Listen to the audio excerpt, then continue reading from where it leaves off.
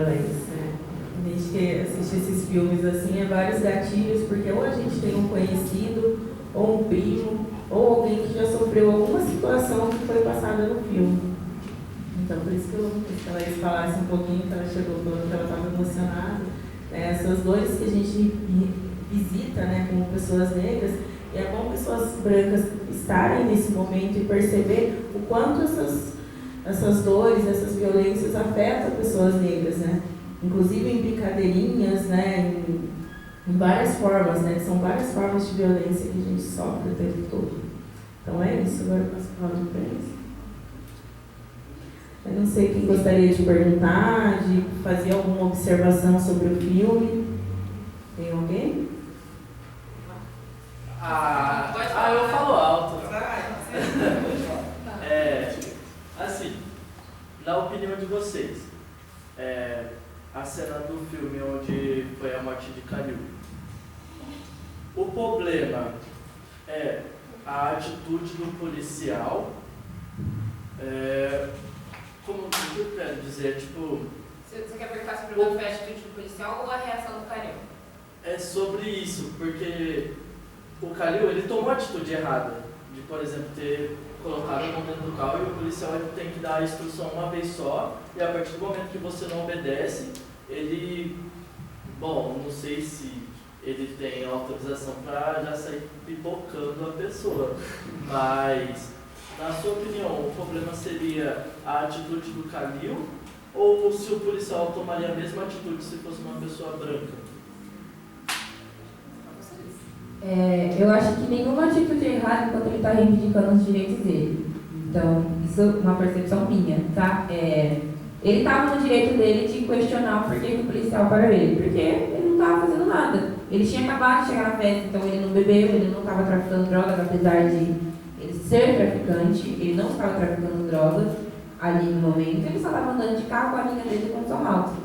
Então ele estava no direito dele de questionar o policial sobre as ações e reações que ele estava fazendo ali no momento. Talvez, na hora que ele estava fora do carro, ele tenha tido uma reação meio equivocada. Porque, igual a Star, como a Tati falou, a Star estava falando para ele qual seria a reação ideal que ele tinha que ter. Mas esse negócio de reação ideal também, ele é meio complexo, porque, como assim reação ideal? Eu tenho que ficar manso para o policial me tratar com respeito? Entendeu? Ele não tinha que ficar quietinho com a mãozinha ali no capô do carro. Isso é uma coisa de segurança, mas ele não era obrigado a isso. Entendeu? Agora, sobre a reação do policial, eu já não vou estar sabendo, porque aí é uma coisa mais do direito. Eu não vou estar sabendo responder se ele tem permissão para atirar. Eu acho que ele tem permissão para atirar quando eles veem alguma situação de ameaça, eu não sei.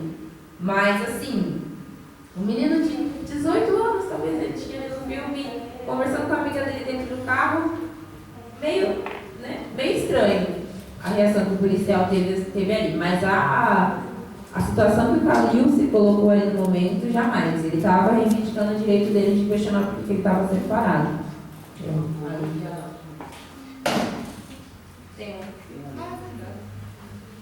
Eu também sou da mesma opinião da família.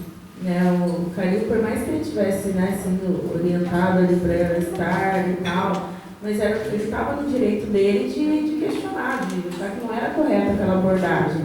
E por mais, vou verificar seu documento, você fica ali. Mas ele, apresentei meu documento, estou de boa, como uma pessoa normal. Apresentei, estou aqui conversando com a minha amiga, vou continuar. Então ele não, eu acho que na cabeça dele ele jamais imaginou que o policial ia suspeitar porque ele pegou alguma coisa ali. Que é a mesma coisa de pessoas brancas não terem essa preocupação. Ela podia pegar uma arma e atirar. Aí, assim, você perguntou se eu acho que ele teve a mesma reação que uma pessoa branca. Se fosse na periferia, talvez. Se fosse num bairro de classe média alta ou classe alta, jamais. Ele ia fazer o que o tio dele falou, ia dizer, manda logo.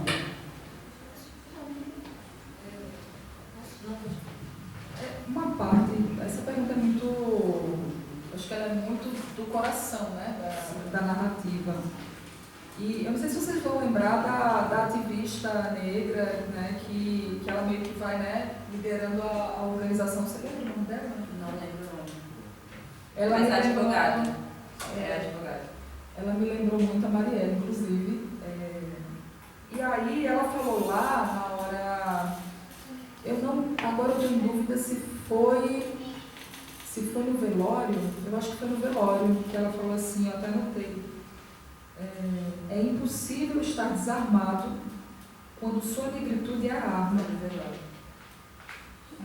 Ou quando a sua negritude é a sua fraqueza. Então você está sempre armado. O seu nível de melanina é visto no Brasil como uma ameaça ou como uma fraqueza. A ameaça e a fraqueza, elas são faces da mesma moeda no racismo, né? E aí, assim, eu não sou do direito, mas eu acho que eu posso dizer que um policial não pode atirar em alguém sem, primeiro, mesmo que ele tivesse armado, mesmo que ele verificasse que era uma arma e era uma escova, ele ia desarmá-lo e iria detê-lo. Ele não podia matar, mesmo que fosse uma arma. Vocês querem ainda comentar sobre isso? Você quer falar? Você quer falar? Pode falar. Pode falar daí. Fala daí. Bom, tem algo que a Fabi falou que eu achei importante, que é a questão da periferia. Porque eu acho que por exemplo, eu parando no meu carro e tomando a mesma atitude que o Calil tomou, de, por exemplo, não obedecer à abordagem e tentar pegar algo dentro do meu carro. Eu sinto que eu teria uma arma apontada para mim. Uma pessoa branca, do meu bairro, do mesmo bairro, da periferia, eu também sinto que ela teria essa mesma intuição, porque é da periferia. E, querendo ou não, a polícia toma uma atitude mais agressiva nos bairros periféricos. E uma pessoa branca, num bairro de classe média alta, será que ela tem essa mesma preocupação? Provavelmente não. Então, tipo assim, eu sinto que hoje, seja branco, pardo, preto, ou qualquer outro tipo de cor, tem mais, eu não sei explicar, mas eu acho que na periferia é algo mais tipo igualitário, sabe? Tipo, todo mundo acha que vai ter essa mesma intuição. E isso muda mais tipo da parte de classe, se é média ou alta. Foi o que eu falei. Se fosse uma pessoa branca na periferia, provavelmente ele teria levado um tiro no peito também. Mas em bairro de classe alta, nunca. Não. Essa é a questão. Sim. Queria só relatar um caso que aconteceu com um conhecido, que lá em São Paulo, que aí o amigo dele tinha 2 amigos e um amigo branco, e eles estavam dirigindo, um estava ensinando o menino que é negro, que é o sobrinho do meu amigo, a dirigir.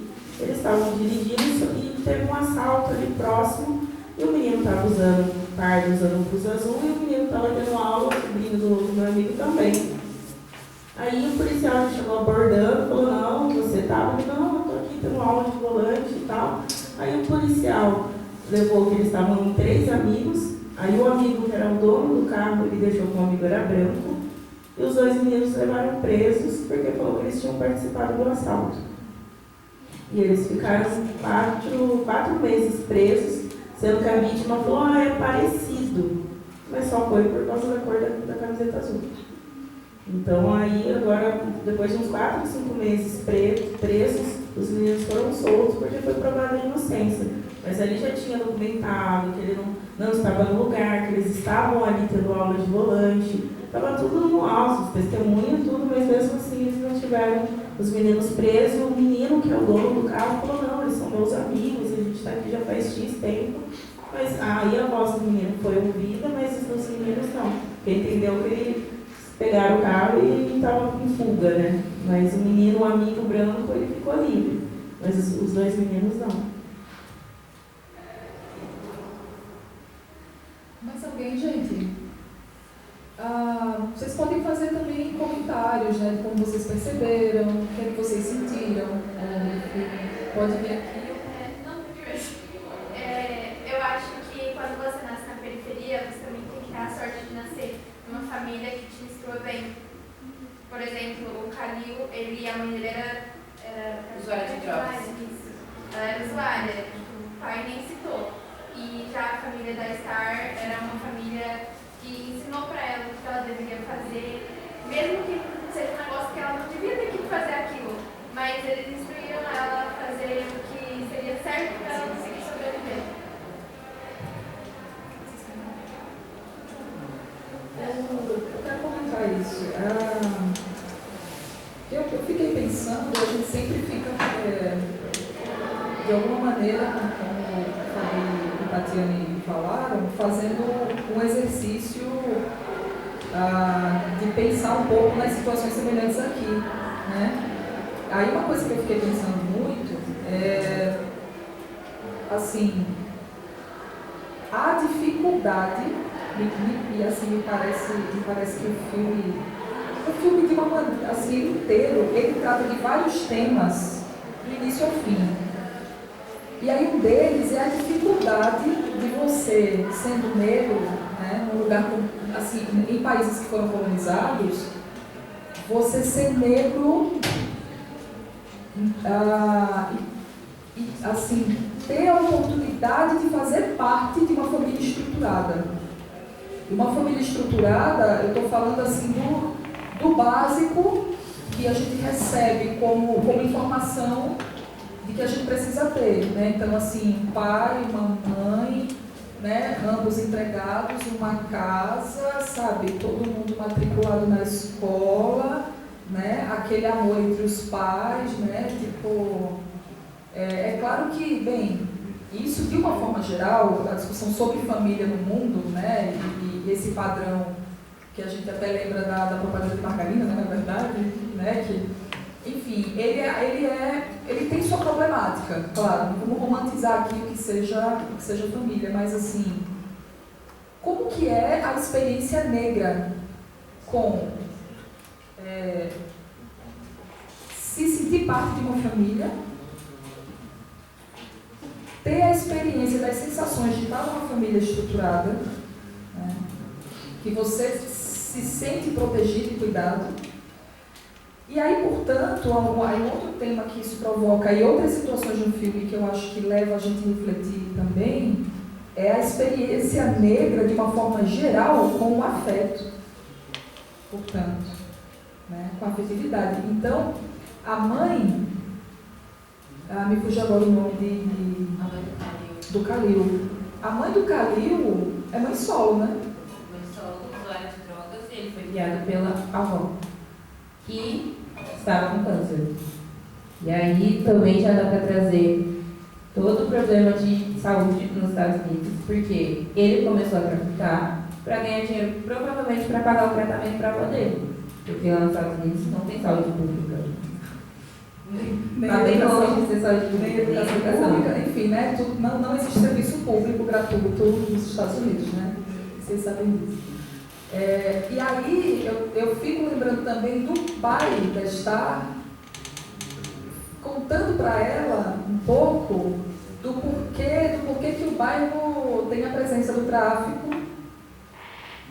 E aí o que ela fala para ela é o que os Panteras Negras deixaram como uma das... Dos 7 pontos, um dos 10 pontos.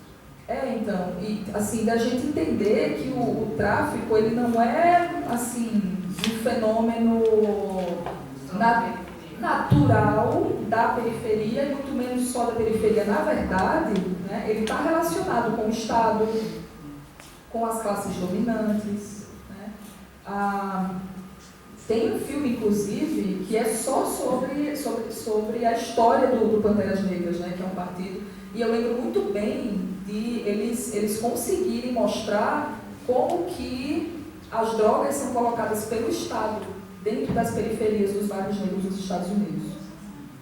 Aí você relaciona isso com a estrutura da família negra.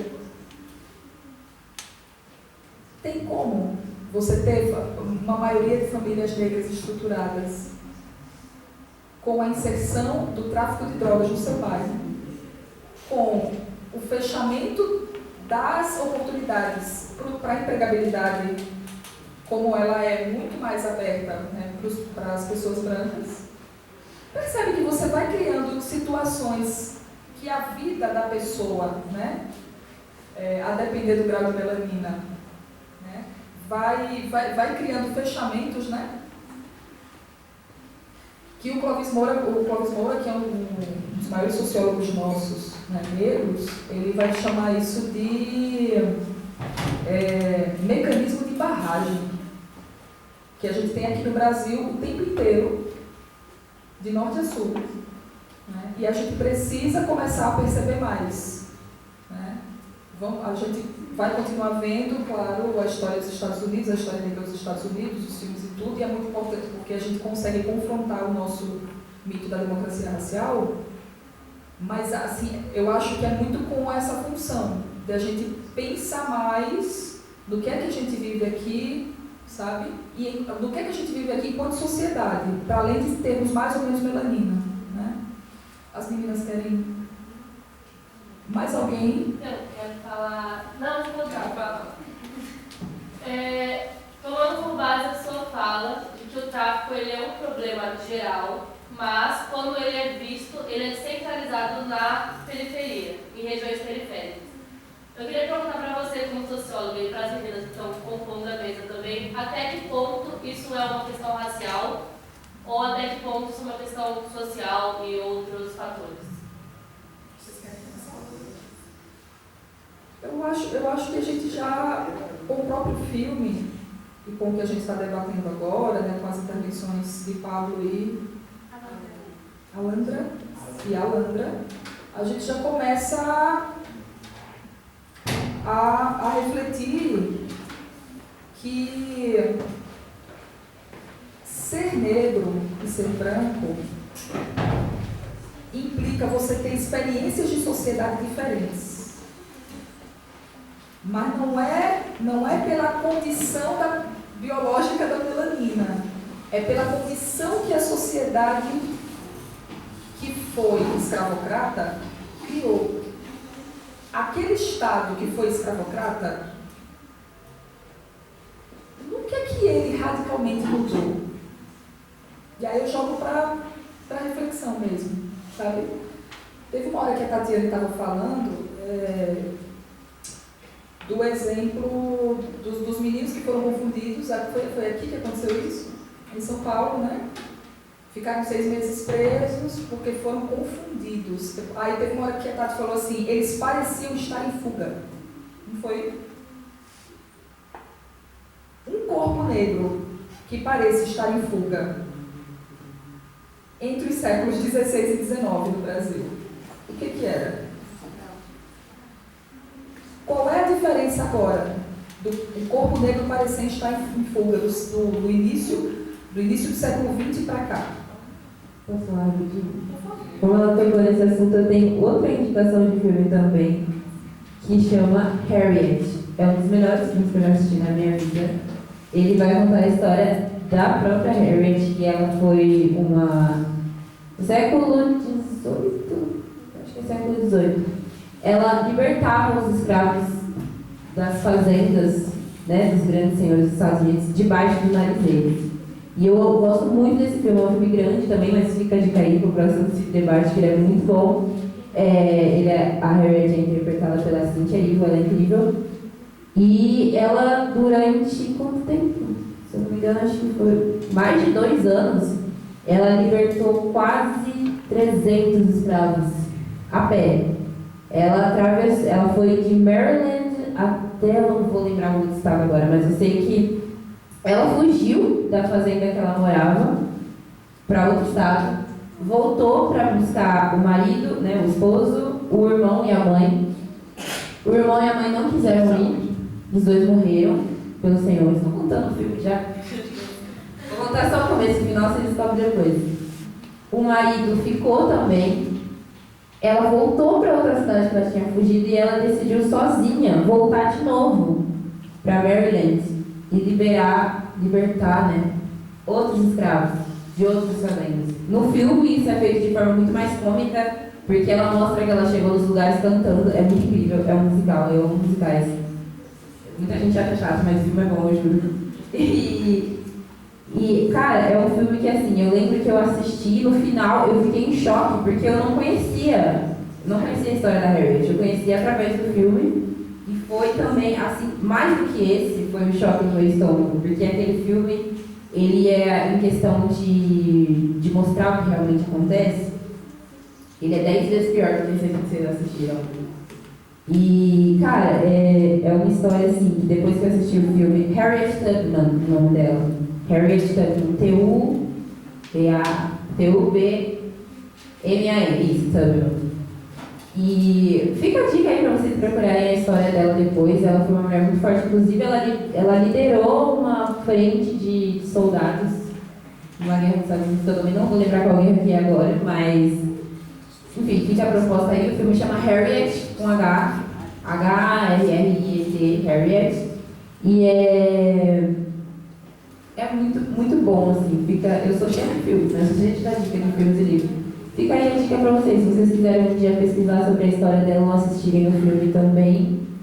Se quiserem colocar no próximo debate, podem me chamar para a banca também, que eu vou adorar. É muito bom. Então, fica a dica aí pra vocês. Tá, eu vou só fechar, né? A pergunta da Marcela foi, enfim, muito boa, né? Aí, assim, então, tem a ver, a questão do tráfico tem a ver com ser negro, na medida em que ser negro, né, onde houve colonização e onde houve escravização, significa estar geralmente na periferia, e a periferia foi criada, ela é resultado desse processo de as pessoas negras não são mais, né, corpos que são mercadoria, mas o Estado, ele não, e aí junto com as elites brancas, né, nesses países, e aí isso inclui o nosso, né, não funciona plenamente na integração dessas pessoas, né? E aí, pelo contrário, você acaba tendo, né, uma continuidade, né, de mecanismos políticos para manter essas pessoas, né, com a sua força de trabalho disponível para os trabalhos, né, que são mais precarizados, que eu vou ter menos mobilidade social, né? E como eu sei, né, que droga é uma mercadoria extremamente lucrativa, né, uma das mais do mundo, para onde que eu vou jogar o funcionamento desse mercado? Para quem está vulnerável. Então, eu crio a vulnerabilidade de uma comunidade, essa comunidade, coincidentemente, assim, eu digo, coincidentemente, tem uma diferença de melanina, mas não é coincidência do ponto de vista histórico, porque é a população que foi trazida para esses países, né, de maneira sequestrada, para serem, enfim, tanto o seu próprio corpo como uma mercadoria, né, quanto para serem funcionais a um sistema que é apenas produtor de mercadorias. Então, é muito legal, né, a gente pensar nisso, porque a questão do tráfico, né, é um tema que é cheio de tabu, é difícil pensar nele, é difícil estudá-lo, né? E aí, portanto, a gente acaba o quê? Naturalizando, digamos assim, né, todo o discurso em torno a esse tema, que vem para a gente a partir de quê? Da mídia, né? E a mídia também faz parte do mercado, né? Então, a reflexão da Marcela, eu acho que assim, a sua pergunta ela é uma pergunta contínua, sabe? Então, não vai ter uma resposta fechada e as respostas possíveis vão provocar outras reflexões, né? Não sei se responde, não sei se Tati quer falar. O Flávio.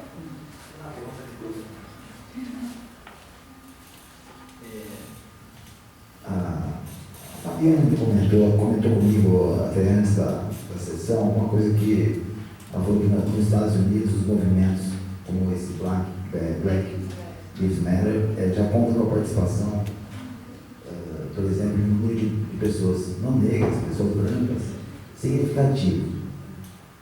E eu fico um pouco assim, querendo saber como de fato, assim, eu sou uma pessoa que, como branco, como não negro, né, eu fico imaginando como é que eu entro nisso, nessa luta junto, porque às vezes eu fico inibido sempre, eu não sei se o termo que eu vou usar é o termo correto, mas aquela coisa do lugar de fala, que não é meu, me constrange ao falar do assunto, inclusive. Me constrange qualquer coisa quase. Eu tenho a impressão de que se eu for para a rua protestar junto, alguém pode falar, mas você não é a figura atingida por isso. Então, quando é que isso acontece, essa barreira, não sei se vocês entendem, como é que quebra isso, como é que traz esse pessoal, né? Ou se já está quebrado, eu também não sei, mas como é que quebra isso para poder participar, para poder entrar nessa luta juntos, porque como ela falou, é uma luta de toda a sociedade, né? Essa é a minha pergunta, como fazer essa inserção aqui? Jamais. Eu acho que se você quer ser um aliado da causa, você tem que aderir a ela. A gente nunca vai barrar em branco de participar das manifestações, das mobilizações. Muito pelo contrário. Desde que você seja sincero no que você esteja fazendo. Igual, no próprio exemplo da manifestação que teve na escola da Star. O pessoal quis sair para protestar, mas eles não estavam saindo para protestar. Eles queriam matar o teste de química, eles queriam não ter aula só. É diferente de quando você vai para as ruas para você se solidarizar com a dor do próximo. Eu acho que no final acaba sendo isso. É o fato de você se solidarizar com a dor do próximo que permite estar ali. Sabe? É isso que a Fabi falou, é a questão de se solidarizar com a dor do outro. Né? Se isso afeta o outro, se isso machuca o outro de alguma forma, então eu preciso fazer alguma coisa. Ficar parado não dá.